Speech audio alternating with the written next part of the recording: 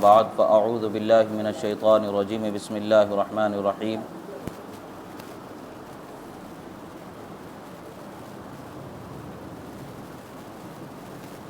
یا ایہا الذین آمنوا کتب علیکم الصیام کما کتب علی الذین من قبلکم لعلکم تتقون صدق اللہ مولانا العظیم وصدق رسولہ النبی الامین الکریم ونحن علی ذلک لمن الشاہدین والشاکرین والحمد للہ رب العالمین۔ ایک مرتبہ بآواز بلند درود شریف پڑھ لیں۔ اللہم صلی علی سیدنا نبینا مولانا محمد عدد ما فی علم اللہ صلاۃ دائمۃ بدوام ملک اللہ وعلی آلہ واصحابہ اجمعین۔ ایک مرتبہ اور نبی اور آل نبی پر درود شریف پڑھ لیں۔ اللہم صلی علی سیدنا نبینا مولانا محمد عدد ما فی علم اللہ صلاۃ دائمۃ بدوام ملک اللہ وعلی آلہ واصحابہ اجمعین۔ اللہ رب العزت کا بے پناہ شکر احسان کہ اللہ رب العزت نے ہمیں ایمان والا بنایا،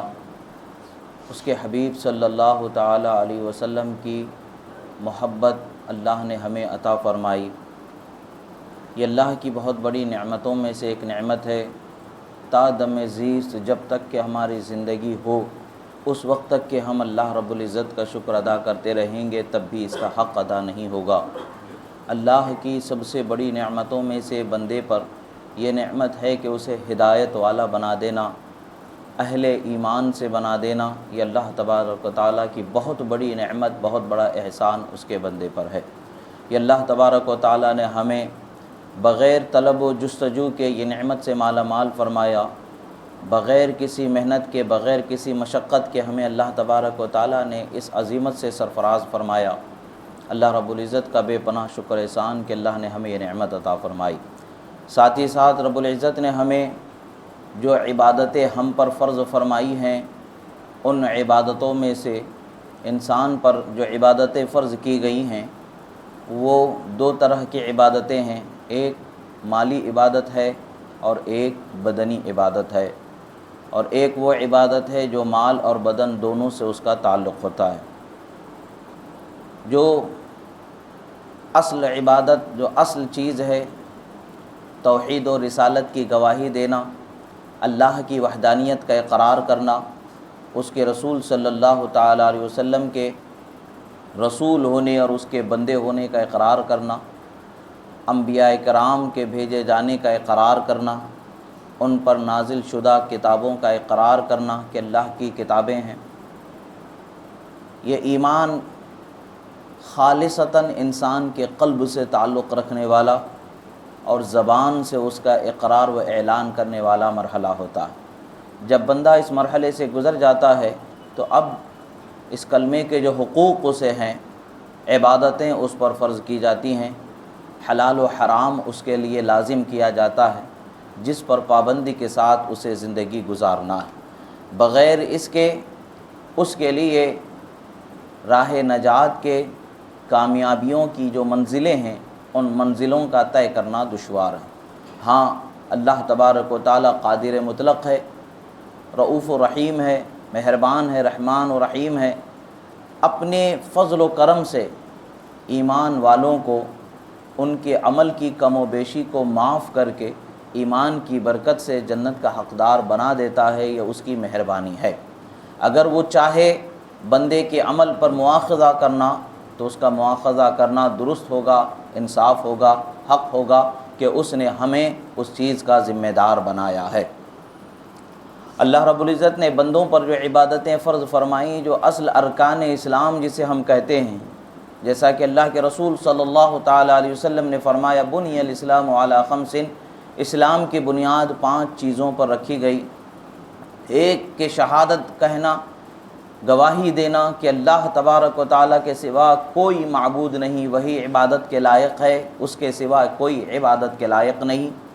اور محمد عربی صلی اللہ تعالیٰ علیہ وسلم اس کے بندے اور اس کے بھیجے ہوئے رسول ہیں، لوگوں کے ہدایت کے لیے، یہ ماننا۔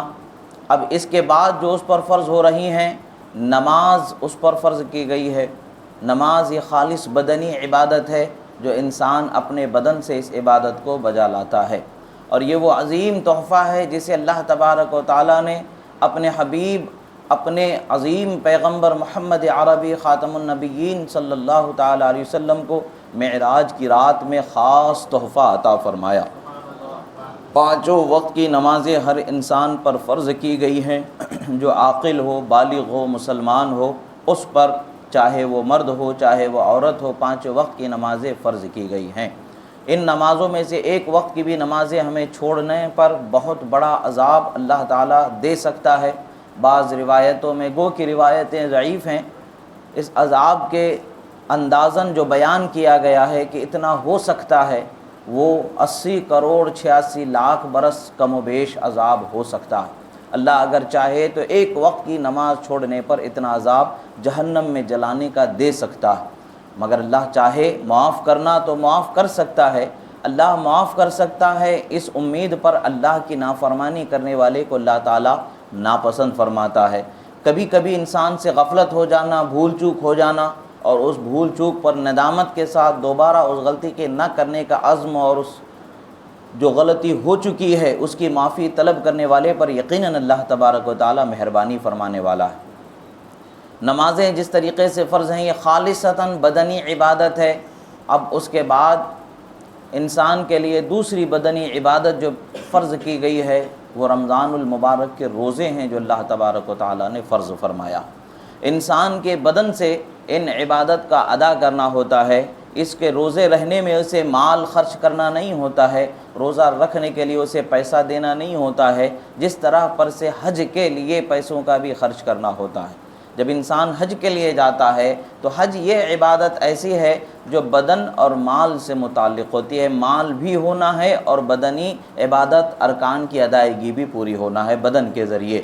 اور ایک وہ عبادت ہے جسے ہم زکوٰۃ کہتے ہیں خالصتاً، جو مالی عبادت ہے جس کے ذریعے ہم اللہ کا قرب حاصل کرتے ہیں۔ رمضان المبارک میں عموماً اہل اسلام کا طریقہ چلا آ رہا ہے کہ یہ رمضان المبارک بدنی عبادت روزوں کو بھی پورا کرتے ہیں اور مالی عبادت سال کا اندازہ لگانے کے لیے رمضان کا اعتبار رکھتے ہیں، اور چونکہ رمضان میں نیکی کرنا 70 گنا زائد دوسرے دنوں میں نیکی کرنے سے زائد ثواب ملتا ہے، تو اس کے لیے عموماً اہل اسلام کا طریقہ رہا کہ رمضان المبارک ہی میں زکوٰۃ وغیرہ کا نکالنے کا اہتمام کیا کرتے ہیں، تاکہ اللہ تعالیٰ کی بارگاہ میں ہماری وہ عبادتیں دونوں طرح کی مالی اور بدنی پوری ہو جائیں، اور جو ہمیں ثواب ملنے والا ہے دوسرے دنوں سے کئی گنا بڑھ کر کے ہمیں یہ ثواب مل جائے، ہم اس ثواب کے حقدار ہو جائیں، اور بندہ اللہ تبارک و تعالیٰ کی رحمت کا حقدار ہوتا ہے۔ رمضان المبارک کے متعلق سے اللہ تبارک و تعالیٰ نے ارشاد فرمایا، اے ایمان والو، تم لوگوں پر بھی روزوں کو فرض کیا گیا جس طرح سے کہ تم سے پہلے والے لوگوں پر بھی روزوں کو فرض کیا گیا تھا، تاکہ تم لوگ اللہ کی بارگاہ میں تقوی والے ہو جاؤ۔ تقوی کیا چیز ہوتی ہے؟ اللہ تبارک و تعالیٰ فرماتا ہے، ان اکرمکم عند اللہ اتقاکم، اے لوگو تم میں جو اللہ کا سب سے زیادہ تقوی رکھنے والا بندہ ہوگا وہ اللہ کے نزدیک سب سے زیادہ عزت و کرامت والا بندہ ہوگا۔ تقوی وہ عظیم نعمت ہے جسے اللہ تبارک و تعالیٰ کے رسول صلی اللہ تعالیٰ علیہ وسلم نے فرمایا، والعاقبۃ للمتقین، کہ لوگوں کے جو متقی لوگ ہیں انہی کی کامیابی ہے آخرت میں، انہی کے لیے سرخروئی ہے، انہی کے لیے عظیمت ہے، انہی کے لیے نجات اور انہی کے لیے بلندی، جو اللہ تعالیٰ کی بارگاہ میں نعمتوں سے سرفرازی ہے وہ انہی کے لیے میسر ہے۔ تقوی انسان کے لیے بڑی عظیم نعمت ہے۔ جگہ جگہ پر اللہ تبارک و تعالیٰ نے قرآن مجید میں ارشاد فرمایا، یا ایھا الذین آمنوا اتقوا اللہ وکونوا مع الصادقین، اے ایمان والو اللہ سے ڈرو اور اللہ کے سچے بندوں کے ساتھ ہو جائے۔ فاتقوا اللہ واصلحوا ذات بینکم واطیعوا اللہ ورسولہ ان کنتم مؤمنین، اللہ نے فرمایا کہ اللہ سے ڈرتے رہو اور اس کے رسول صلی اللہ تعالیٰ علیہ وسلم کی اور رب کے احکام کی اتباع کرو، اور آپس کے معاملات جو ناراضگی کے ایک دوسرے کے درمیان بن گئے ہیں اس کی اصلاح کرو، ایک دوسرے کو درگزر کرو، معاف کرو، اور اللہ کی آیتوں پر اگر تم ایمان رکھنے والے ہو۔ جگہ جگہ پر اللہ تبارک و تعالیٰ نے تقوی کی صفتوں کو، تقوی کی خوبیوں کو بیان فرمایا، اور رمضان المبارک کے روزوں کے ساتھ متصلاً اللہ تبارک و تعالیٰ نے فرمایا کہ لوگوں تم پر روزے اس لیے فرض کیے گئے ہیں کہ تاکہ تم تقوی والے ہو جاؤ۔ جب بندہ تقوی والا ہو جاتا ہے تو اللہ تبارک و تعالیٰ کی رحمت کا وہ حقدار ہو جاتا ہے، اللہ تبارک و تعالیٰ کی بارگاہ سے ملنے والی مغفرت کا وہ حقدار ہو جاتا ہے، اس لیے کہ اللہ کے نزدیک بندوں میں تقوی والا بندہ ہی عزت والا بندہ ہے، تقوی والا بندہ ہی کرامت والا بندہ ہے، عظمت والا بندہ ہے۔ تقوی کیا ہے؟ انسان کا اللہ کا خوف اپنے دل میں بسا لینا، انسان کے لیے اللہ کا خوف اپنے دل میں بسا لینا، اس قدر اللہ کا خوف ہونا کہ اپنی خواہش و مرضی اس کی ختم ہو جائے اور وہ اس کی سوچ، اس کی خواہش، اس کی مرضی اللہ کے احکام کے تابع ہو جائیں، اللہ کے رسول کے احکام کے تابع ہو جائیں، اور وہ جو کرے اللہ اور اس کے رسول کے احکام کے مطابق کرے، اور وہ جو سوچے وہ اللہ اور اس کے رسول کے احکام کے مطابق سوچے۔ اس لیے کہ سوال یہ پیدا ہوتا ہے کہ سوچنے کا یہاں پر کیا مرحلہ ہے، سوچنے کی بات کو اس میں کیسے لایا گیا ہے؟ عزیزان محترم، شیطان جب وسوسہ ڈالتا ہے تو انسان کی سوچ و فکر پر اس کا غلبہ ہوتا ہے، اور جب انسان کی سوچ و فکر پر اس کا غلبہ ہوتا ہے تو اللہ کی ذات و صفات کے متعلق سے سوچنے لگتا ہے، اور اس کے ذات و صفات و کمالات کے متعلق سے سوچنے لگتا ہے، اور شیطان اس مقام پر اسے بہکاوے میں لانے کے لیے کامیابی کی طرف بڑھتا ہے۔ شیطانی وسوسہ ہوتا ہے تو اللہ کی ذات و صفات کے اندر کیوں کا سوال اس کو پیدا کر دیتا ہے، یہاں تک کہ وہ گمراہی کے دہانے تک پہنچ جاتا ہے۔ اللہ کے رسول صلی اللہ تعالیٰ علیہ وسلم نے فرمایا ہے، اللہ کی ذات و صفات سے متعلق جب شیطان کا وسوسہ آئے تو شیطان کے اس شر سے اللہ تعالیٰ کی پناہ طلب کر لیا کرو۔ احادیث مبارکہ کا مفہوم ہے، یعنی سوچ بھی انسان کی برے راستے پر لے جانے کی ایک سیڑھی ہوتی ہے جس کو شیطان استعمال کرتا ہے، اور انسان جب تقوی والا ہو جاتا ہے تو اس کی سوچ کو اللہ کے خوف سے وہ محفوظ کر لیتا ہے، اور اس کی فکر کو اللہ کے خوف سے محفوظ کر لیتا ہے، اس کے دل کی خواہشات کو اللہ کے خوف سے محفوظ کر لیتا ہے، اس کے اعمال کے انداز کو اللہ اور اس کے رسول کے احکام کے تابع کر لیتا ہے۔ جب بندہ اس منزل پر گامزن ہو جاتا ہے تو یقیناً وہ تقوی والا بندہ شمار ہو جاتا ہے۔ جب بندے کے دل میں اللہ کا خوف آ جائے تو پھر دنیا کی کسی شے کا خوف اسے آ ہی نہیں سکتا ہے،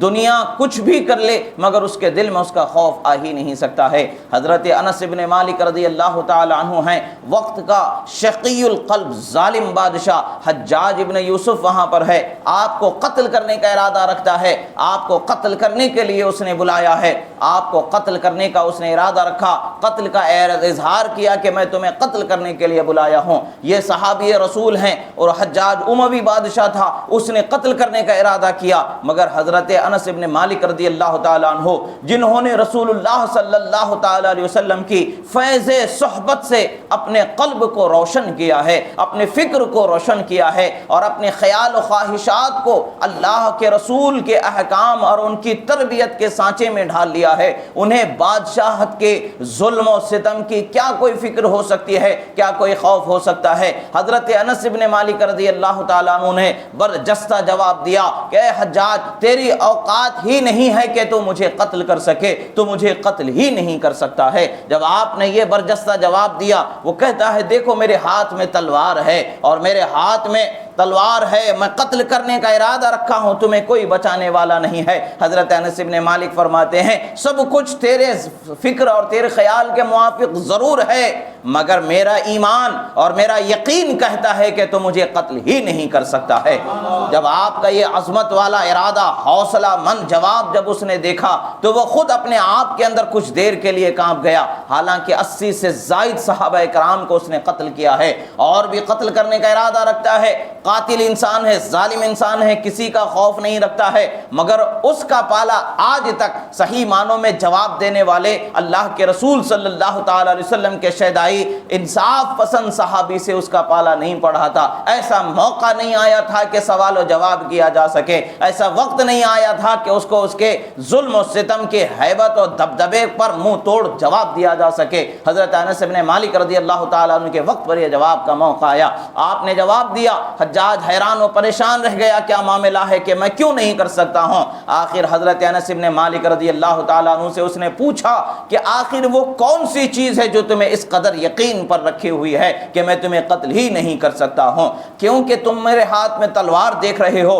نہ تمہارے چہرے پر کوئی فکر مندی ہے، نہ تمہارے نگاہوں کے اندر کوئی پریشانی ہے، نہ کوئی تمہارے ساتھ کوئی ایسا معاملہ نظر آتا ہے کہ تمہیں کوئی ڈر میرا نظر ہی نہیں آتا ہے. اس کا ایک تو ایمانی جواب یہ ہوگا کہ اللہ کے جو محبوب بندے ہوتے ہیں، جن کے دلوں میں اللہ کا خوف سرایت کر جاتا ہے، جو اللہ سے ڈرنے والے ہوتے ہیں، جو تقوی والے ہوتے ہیں، ان کے دل میں کسی اور کا خوف آ ہی نہیں سکتا ہے. دنیا اپنے ظلم کے شباب پر کیوں نہ ہو، مگر دنیا کا ظلم اور دنیا کی تمام تر طاقتیں ایک اللہ والے کے حوصلے کے سامنے لرزتی نظر آتی ہیں، ایک اللہ والے کے تقوی رب العالمین کے سامنے کانپتی تھر تھراتی نظر آئیں گی. یہی حال وہاں پر نظر آیا. آپ نے کہا آج صبح میں نے رسول اللہ صلی اللہ تعالی علیہ وسلم کی تربیت سے جو نعمتیں میں نے پائی ہیں، ان نعمتوں میں رسول اللہ صلی اللہ تعالی علیہ وسلم نے مجھے ایک دعا سکھائی ہے. میں نے آج فجر کی نماز کے بعد اس دعا کو پڑھ لیا ہے.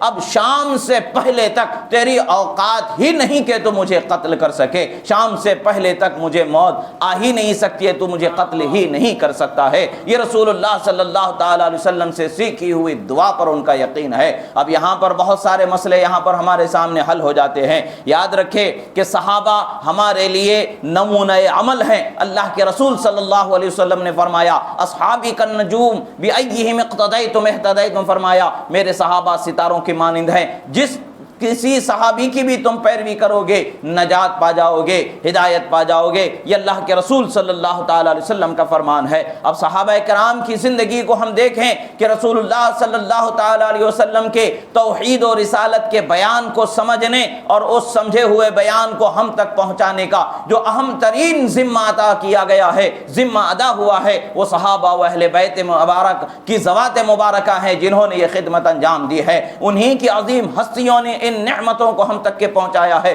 ان سے بہتر توحید کا مفہوم سمجھنے والے دنیا میں کوئی نہیں ہو سکتے ہیں. ان سے بہتر رسالت کا معنی و مفہوم سمجھنے والے، مقام رسالت سمجھنے والے کوئی دنیا میں طبقہ ہی نہیں. صحابہ و اہل بیت ہی کا یہ عظیم طبقہ ہے. انہوں نے ہی ہم تک کے یہ نعمتیں پہنچائی ہے. جب دیکھتے ہیں حضرت انس بن مالک رضی اللہ تعالی عنہ فرما رہے ہیں کہ حجاج سے کہہ رہے ہیں کہ تو مجھے قتل نہیں کر سکتا، اور اس کا یقین کس پر ہے؟ بے شک حقیقی یقین تو رب ذوالجلال پر ہے، مگر جو وسیلہ رسول اللہ نے انہیں عطا فرمایا ہے، اس وسیلہ جو دعا رسول اللہ نے انہیں سکھائی ہے، اس وسیلے پر ان کا اتنا بھروسہ ہے کہ اللہ کے رسول سے جو وسیلہ مجھے ملا ہے، یعنی زبان رسول سے جو وظیفہ مجھے ملا ہے، وہ وظیفہ ایسا ہے کہ تو مجھے قتل ہی نہیں کر سکتا ہے. پتہ یہی چلتا ہے کہ اللہ کے رسول صلی اللہ تعالی علیہ وسلم کی ذات پر بھروسہ کرنا بھی تقوی کے دائرے میں آتا ہے. اللہ کے رسول صلی اللہ تعالی علیہ وسلم سے بتائے ہوئے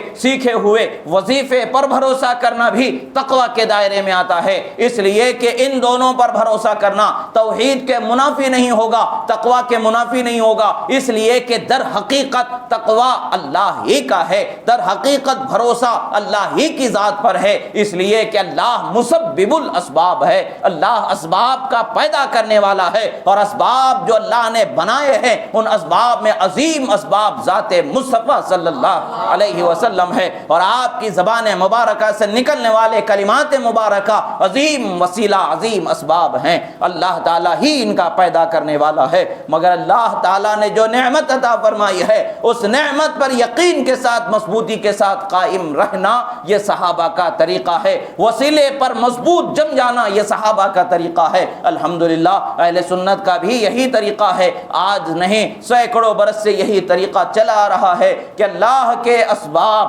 جو وسائل اللہ نے ہمیں عطا فرمائے ہیں ان وسائل پر مجازن بھروسہ ہر حقیقتاً اللہ کی ذات پر بھروسہ کیا جاتا ہے. اللہ تبارک و تعالی ہی کی ذات ہے جو بچانے والی ہے. حال یہ ہوا کہ حجاج کے حوصلہ و ہمت نہیں بڑھی کہ اس نے انہیں قتل کرنا ارادہ کیا تھا، کر نہ سکا. آخر کار اس نے دعا پوچھی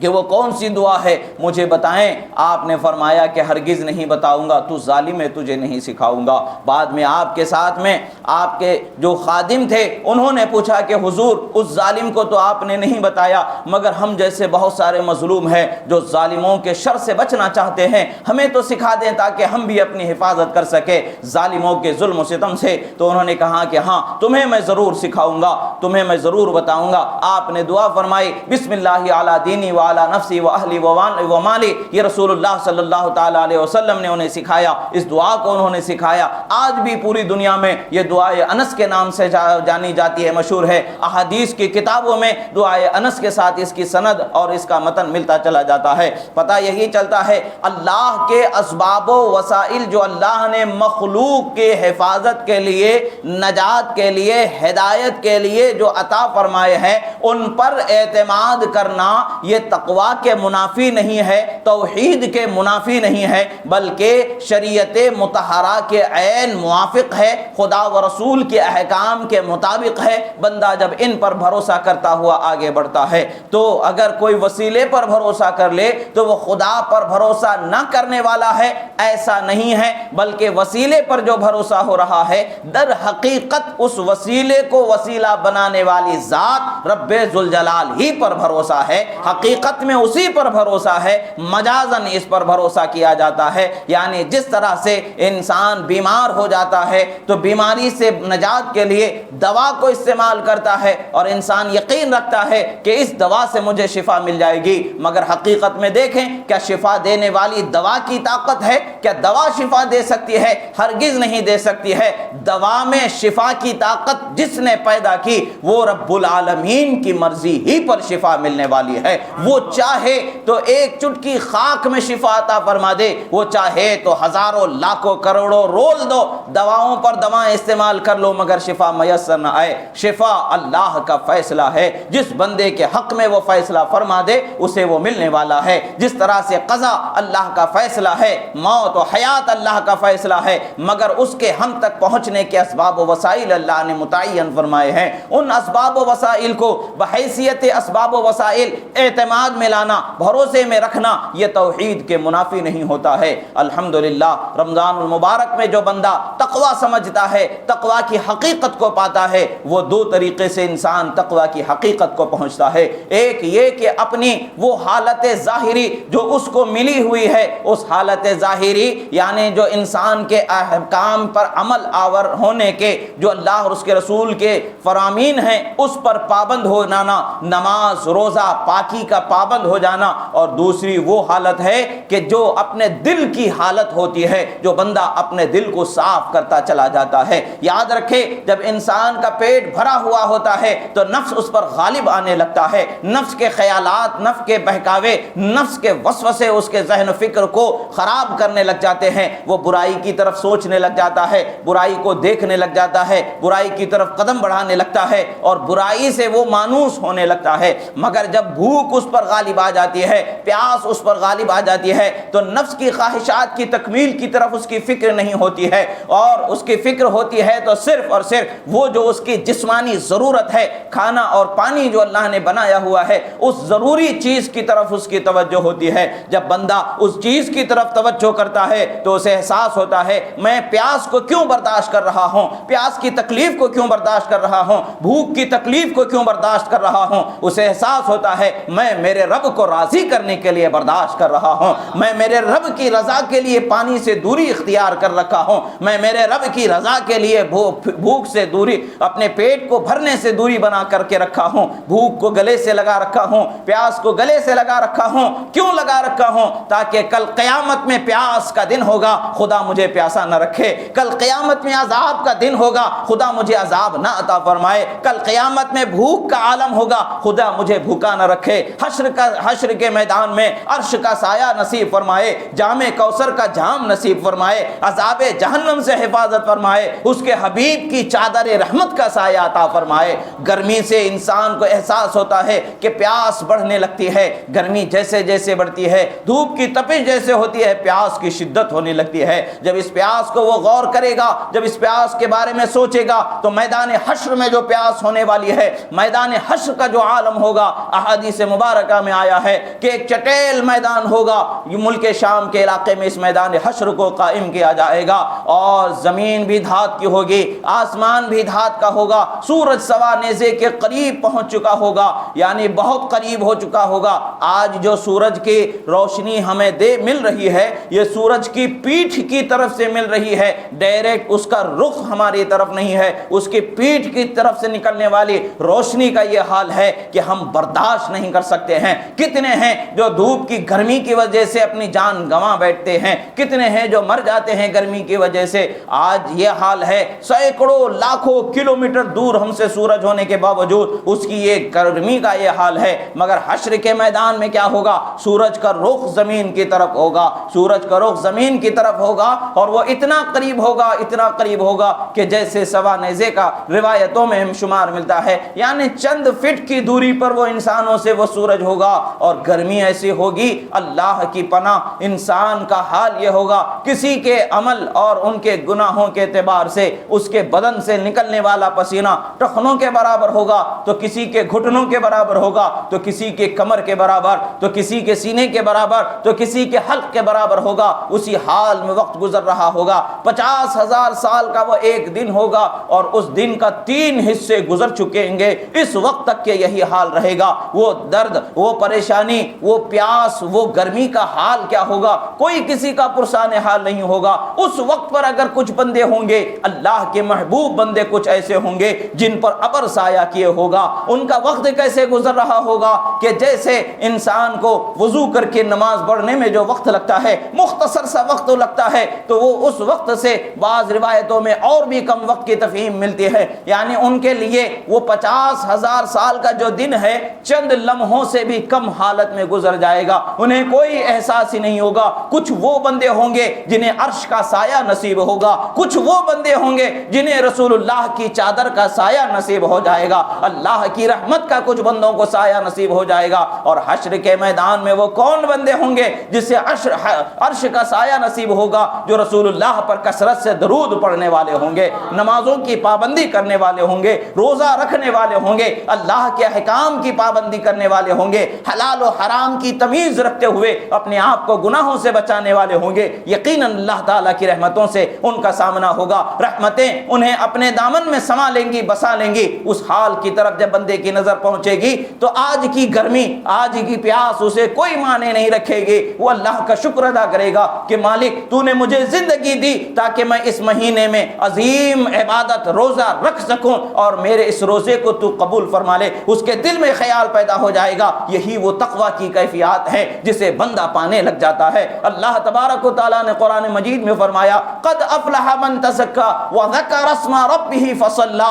فرمایا کہ کامیاب ہے یقیناً وہ شخص جس نے اپنے باطن کو پاک کر لیا اور اپنے رب کا ذکر کرتے ہوئے نماز ادا فرمائی۔ مفسرین اکرام حضرت عبداللہ ابن عباس وغیرہ ائمہ اکرام جو پیران پیر غوث اعظم دستگیر رضی اللہ تعالیٰ عنہ وغیرہ اس آیت مبارکہ کی تفسیر میں یوں بیان فرماتے ہیں کہ یہاں پر مراد وہی ہے رمضان المبارک کے روزے رکھ کر کے انسان اپنے باطن کو پاک کر لیتا ہے اور عید کی نماز پڑھ کر کے اللہ کی بارگاہ میں مغفرت کا، جنت کا حقدار اپنے آپ کو بنا لیتا ہے۔ عزیزان محترم، یہ دلوں کی پاکیزگی، دلوں کی صفائی یہ بڑی عظیم چیز ہوتی ہے۔ یاد رکھیں دلوں کا میل، دلوں کی گندگی، دلوں کی نجاست یہ کئی طریقے کی ہوتی ہے۔ ایک وہ نجاست ہوتی ہے جو کفر اور شرک سے پیدا ہونے والی ہوتی ہے، خدا کی قسم اس سے بڑی کوئی نجاست نہیں ہے، اس سے بڑی کوئی بیماری، اس سے بڑی کوئی گندگی نہیں ہے۔ الحمدللہ ثم الحمدللہ، اللہ نے ہمیں کفر اور شرک کی نجاست سے پاک پیدا فرمایا ہے، اللہ نے ہمیں ایمان والا بنایا ہے، ہمارے دل کی حقیقی پاکیزگی ایمان اللہ نے عطا فرمایا ہے۔ اب وقتی طور پر جو انسان کے اعمال کی وجہ سے، بری خواہشات کی وجہ سے، بری سوچ کی وجہ سے جو اس کے لیے تفکرات، توہمات، وساوس کی روشنی میں کچھ چیزیں آ جاتی ہیں جو اس کے عمل کے دائرے میں آ کر کے اس کے دل کو گندا کر جاتی ہیں، وہ کثافت جو ہوتی ہے، وہ گندگی جو ہوتی ہے، یہ گناہوں کی گندگی ہوتی ہے۔ یہ گناہوں کی گندگی بڑی آسانی سے پاک ہونے والی چیز ہے، بڑی آسانی سے رب تعالیٰ اسے صاف کر دیتا ہے۔ جس قدر خدا کا ذکر کریں گے وہ گندگی پاک ہوتی چلی جائے گی، جس قدر خدا کے محبوب رسول خدا صلی اللہ علیہ وسلم کا ذکر ہوگا رحمتوں کا حصہ ملتا چلا جائے گا، پاکیزگی ملتی چلی جائے گی۔ عبادت، ریاضت، تہجد، نوافل، فرائض کی طرف وہ جب قدم بڑھانے لگے گا، خدا کا ذکر کرنے لگے گا، توبہ و استغفار کی کثرت کرنے لگے گا، ذکر و تسبیح و صلاۃ و سلام کا جب اس پر ورد اس کی زبان پر جاری ہو جائے گا تو یقیناً اس کا دل ایسا پاک و صاف و ستھرا ہو جاتا ہے کہ وہ کانچ کے شیشے کی طرح صاف و شفاف ہو جاتا ہے کہ جس میں شبیہ کو محسوس کیا جا سکتا ہے، دیکھا جا سکتا ہے۔ جب بندہ اپنے دل کو پاکیزہ اس قدر بنا لیتا ہے تو اللہ کی رحمت سے اس کے نور کا القاء اس کے قلب پر ہونے لگتا ہے۔ جب اس کے رحمت رب ذوالجلال سے جب نور خداوندی اس کے دل میں سمانے لگتا ہے تو اس کا حال کیا ہوگا؟ اللہ کے رسول صلی اللہ تعالی علیہ وسلم نے فرمایا اتقوا فراست المؤمن فإنه ينظر بنور اللہ، مومن کی نظر فراست سے بچو کہ وہ اللہ کے نور سے دیکھنے والا ہے، اور اس کے دیکھنے کا حال وہ دل کی نورانیت سے متعلق ہو جائے گا، اس کے سننے کا حال اس دل کی نورانیت سے متعلق ہو جائے گا، اس کے بولنے کا حال اس کی دل کی نورانیت سے متعلق ہو جائے گا۔ وقت یہ آئے گا زبان ادھر ہلتی نہیں کہ ادھر اس زبان سے نکلنے والے کلمات کو خدا پورا فرما دے گا، نگاہ ادھر اٹھتی نہیں کہ حجاب کو خدا تبارک و تعالی دور فرما دے گا۔ بسا اوقات اولیاء کے تقوی کا یہ حال ہوتا ہے اور فراست ایمانی کا یہ حال ہوتا ہے، نور ایمانی جو ان کے قلب منور کو روشن کیے ہوئے ہے اس کا یہ حال ہوتا ہے کہ وہ لوح محفوظ کی تحریر پر نظر کر لیا کرتے ہیں۔ یہ اللہ کے محبوب بندوں کی نگاہوں کا حال یہ کیسے ہے؟ جب بندہ تقوی والا ہو جاتا ہے، جب اپنے آپ کو، اپنے باطن کو، ظاہر کو اللہ کے خوف میں، اللہ کے قانون کے سانچے میں وہ ڈھال لیتا ہے تو پھر اسے کوئی فکر باقی نہیں بچتی ہے، پھر اسے کوئی فکر اور سوچ باقی نہیں بچتی ہے۔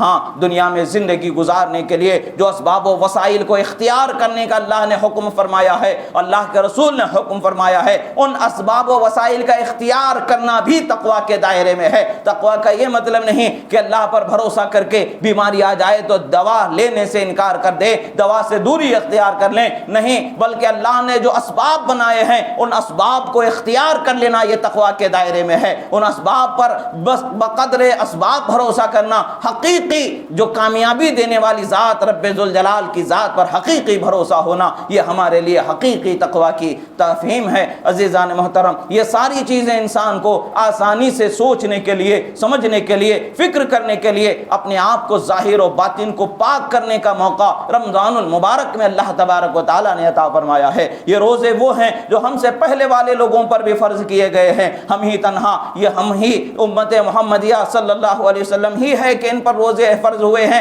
ایسا نہیں ہے۔ اللہ تعالیٰ نے ہمارے سے پہلے آنے والے انبیاء کرام کی امتوں پر بھی روزوں کو اللہ تبارک و تعالیٰ نے فرض فرمایا اور ہم پر بھی فرض فرمایا ہے۔ کیوں فرض فرمایا ہے؟ تاکہ ہم تقوی والے ہو جائیں، اللہ کی رحمت کے حقدار ہو جائیں، اللہ کی مغفرت کے حقدار ہو جائیں۔ اس مہینے کو غنیمت جانیں، عظیمت جانیں، اور اس مہینے میں جس قدر ہو سکے نیکیوں پر پابند ہو جائیں، گناہوں سے، بری نظر سے، بری سوچ سے، بری فکر سے اپنے آپ کو بچائیں، چونکہ تقوی کا مقصد ہی یہی ہے کہ ہم اپنے دل کو پاک کریں۔ ہم روزہ رکھیں مگر اپنی نگاہوں کو گناہ کے دیکھنے سے نہ روک سکیں تو کیا فائدہ ہے ہمیں حقیقت میں؟ کیا تقوی ہمیں ملنے والا ہے سوائے بھوک و پیاس کے برداشت کرنے کے؟ حقیقت میں روزے کی کیا حالت ہے؟ رسول اللہ صلی اللہ تعالی علیہ وسلم کی احادیث مبارکہ میں ملتا ہے کہ روزہ دار انسان بری نگاہ سے اپنے آپ کو بچا لے، برے بول سے اپنے آپ کو بچا لے، برے عمل سے اپنے آپ کو بچا لے، برے سننے سے اپنے آپ کو بچا لے۔ یہ ہماری فکر اور ہماری سوچ ہونی چاہیے کہ اس عظیم مہینے کی برکتوں سے ہمیں نعمتیں مل جائے۔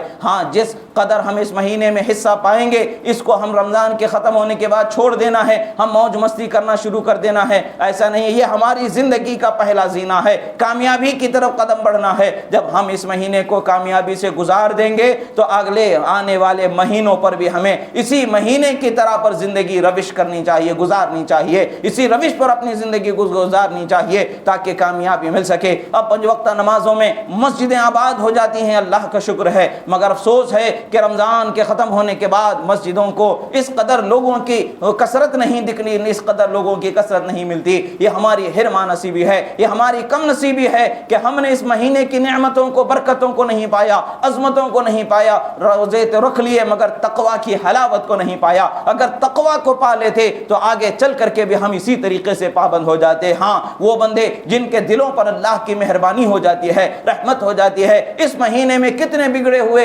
انسان سدھر جاتے ہیں، ایسے سدھرتے ہیں کہ زندگی بھر سدھر جاتے ہیں۔ حقیقت میں وہی سدھرنا ہے، وہی تقوی ہے کہ ایسے کامیاب ہونا ہے کہ آگے کی زندگی بھی ہماری کامیاب ہو جانا ہے۔ اللہ تبارک و تعالیٰ نے یہ نعمت بخشی ہے، اس نعمت کا قدر کرنا چاہیے، اس نعمت کی قدر کرنی چاہیے، اس کا احترام کرنا چاہیے، اور اپنے ظاہر و باطن کی صفائی کے لیے، اللہ اور اس کے رسول کی رضا کے لیے، جہنم سے آزادی کے لیے، جنت کے حقدار ہونے کے لیے عبادت پر توجہ ہونی چاہیے۔ اللہ تبارک و تعالیٰ سے دعا ہے جو کہا گیا سنا گیا، اس کہنے میں سننے میں جو غلطی ہوئی اللہ تعالیٰ اسے معاف فرمائے، جو حق و صحیح کہا گیا اسے ہمارے دلوں میں محفوظ فرمائے۔ پروردگار ہم گناہگار ہیں مولا، ہمارے گناہوں کو معاف فرما، ہم خطاکار ہیں مولا، ہماری خطاؤں کو معاف فرما، ہم میں جو بیمار ہیں انہیں شفاء کاملہ و عاجلہ عطا فرما، ہم میں جو قرضدار ہونے بارے قرض سے سبکدوشی عطا فرما۔ پروردگار یہ رمضان المبارک کا مہینہ ہم پر آسانی سے گزرنے کا موقع عطا فرما، ہمیں تیری اطاعت و فرما برداری کی مکمل توفیق و طاعت نصیب فرما۔ اقول قولی ھذا استغفر اللہ لی ولکم ولسائر المؤمنین وما علینا الا البلاغ المبین برحمتک۔